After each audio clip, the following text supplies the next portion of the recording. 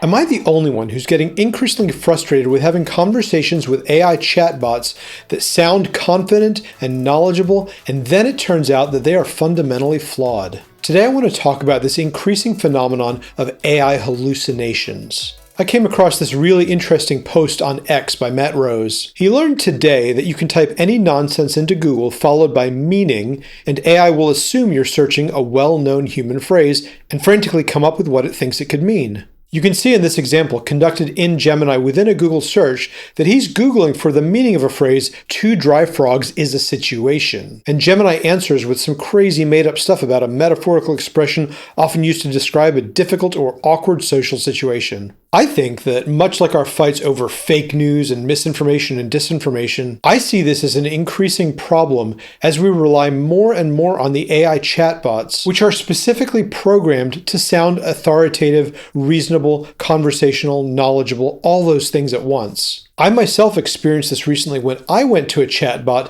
and I referenced a specific page on the IRS site and asked about a specific tax deduction and had a conversation with the AI about whether I qualified for that deduction. And the AI confidently told me that I did qualify for that and even quoted chapter and verse in the IRS code to back that up. When I read that specific passage in the IRS code, I was concerned that it actually meant the opposite of what the AI told me it did. And sure enough, when I went back to the AI and said, "Wait a second, doesn't that mean the opposite?" I got that classic answer. "Oh, my mistake, it does mean the opposite." Which just goes to show everything, and I mean everything, that you get in a conversation with an AI chatbot has to be verified carefully. And it should go without saying, I would be particularly careful with anything of a financial or a legal nature. The danger here is really that all these chatbots are programmed to mimic consciousness.